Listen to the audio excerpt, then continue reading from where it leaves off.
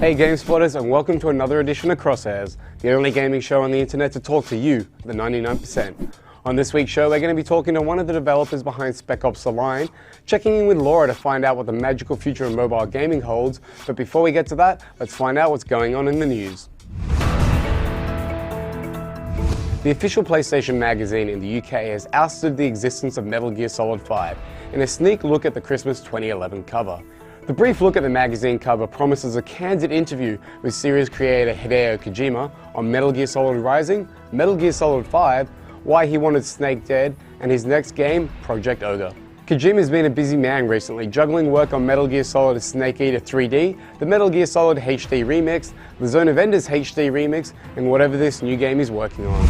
Next up is Minecraft, which has just hit version 1.0 and gone gold. At the Minecon convention in Las Vegas last week, creator Marcus Notch Persons flipped the switch during his keynote address to the audience. Some of the updates in the 1.0 version of Minecraft include tool balancing, new achievements, and an end game, which sees players fighting a dragon. Notch also had a few surprises up his sleeve for those who were attending, unveiling an iOS version of Minecraft and offering looks at Minecraft for Xbox Live Arcade, as well as the company's two other upcoming games, Scrolls and Cobalt. While Minecraft flourishes, Activision shares have dropped thanks to a downgrading from industry body Lazard Capital Markets over World of Warcraft. Analyst Atul Bagga downgraded the stock from buy to neutral because of pessimism over WoW's ability to reverse the declining player base. Bagga based the decision on a survey which states because of WoW's age and increased competition in the MMO space, the player base could drop by 900,000 to 1.6 million. The news follows Blizzard's announcement of a 7.3% decline in subscribers in the quarter ending on September 30.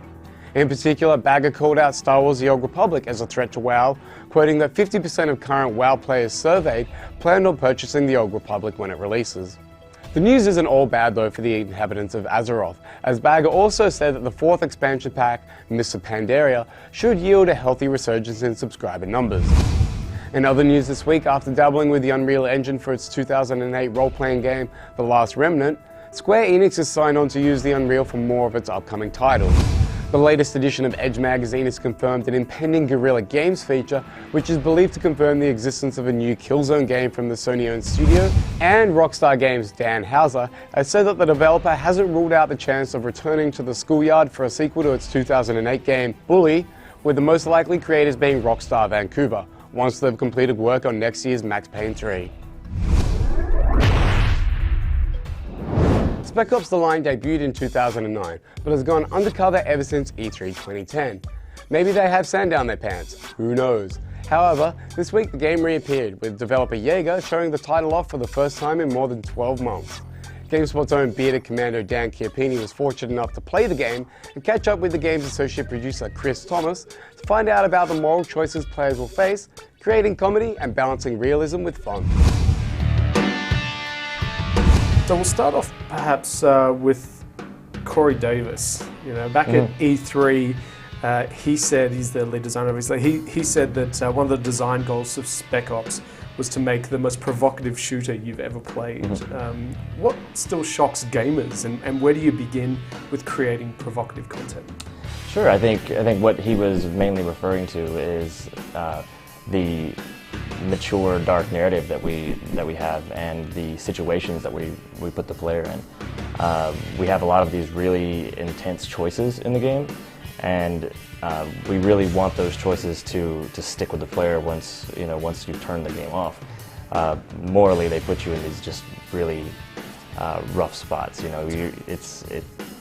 don't want it to just be a normal modern military shooter. We want it to be this really thought-provoking, really tough shooter to play morally. Is that where the comedy comes in? Because it's a very macabre sort of humour that comes with it. Is that something that was consciously put in to cut through some of the high impact, or to heighten it? I think a part of it is to heighten it. I mean, we want the player to be really connected to the characters. You have the two squad mates, Lugo and Adams, who we want you to actually have a really deep connection with them, and dialogue and the comedy aspect of it is very important, because we want them to talk and act like a couple buddies that you're going into the field with. And throughout the game, how they react to you actually changes because of the terrible situations that you're put in and all of the like hellish things you have to go through. So it's cool to see how those relationships actually change over time. Plenty of games have the illusion of choice, but how does that work in Spec Ops? Sure, we're going to definitely be putting the player into these really tough moral decisions, these moral choices. And what we're really trying to do is to make sure that it wasn't a binary choice. We didn't want it to be a press A to do this, press B to do something else. We wanted to give you a choice that may at first seem binary, but then allow the player to handle that situation however they want. So, for instance, in the decision that you played earlier, you were told to kill one of two people. In reality, you had many other choices. You could have attacked the snipers who were standing guard. You could have shot the ropes, which would have actually attempted to save both of them. Or you could have actually obeyed Conrad and killed one of the guys. And the scenario is going to play out differently, however you handle that situation. So all of the choices in the game have a similar feel to that. They're gonna play out very organically with the game mechanics. And I'm curious to talk a little bit about sandstorms and their role in the game. Firstly, their level of danger and whether or not they'll play a role in dynamically changing the battlefield itself. One of the really cool things about the sandstorms is that it forces you to fight up close and personal with the enemies. It's going to change the way you move, it's going to change the way your weapons handle, it's going to change your communication lines between you and your squad mate. It's one of the really cool aspects of the sand that we're really proud of. Now, with the exception of maybe the AK, guns and sand aren't great friends. That's true. But you stopped short of actually making guns jam, for instance. Right. It's funny. We actually had a similar mechanic in the game at one point where it would, depending on the situation, depending on the sandstorm, it would actually jam the guns. And just through a lot of testing and playing around with it, it actually detracted from the experience. It's only so far you can go into that realistic space before it gets more annoying than anything else. That was Chris Thomas talking about Spec Ops Online. Now Laura's been busy recently working on a mobile games feature. Let's take a look as she talks to some of the game industry's biggest personalities about their thoughts on mobile gaming and where it's going. Unless you're a bearded hermit living under a large rock somewhere in Yemen, chances are you've noticed the exponential rise of mobile gaming around the world. In the last 3 years, mobile development has become an increasingly important part of the wider gaming industry, building new franchises and creating a whole new gaming audience. But some people aren't convinced that mobile games are real games. So who's right? Are mobile games a threat, or are they an opportunity? It's a very casual gamer sort of thing. Yeah, I'd say yes, it does pose a threat. I don't think they are, because anything that would come out on say Angry Birds or anything, for that company to grow and make more money, they would, obviously make it on consoles. I think mobile games are more for when people are on the go and like away from home, whereas when people are home, I don't think they usually go to mobile games. They're fun for the train, but not really fun at home. When you're home, like you've got a computer, you've got your Wii or whatever. It's not as interactive as like a console game. The graphics are better, the sounds are better, and there's just so much more you can do in those games, whereas on mobile phones they're really simple, so it's not as fun. Love it or hate it, there's no denying there's a pretty penny to be made in the mobile space.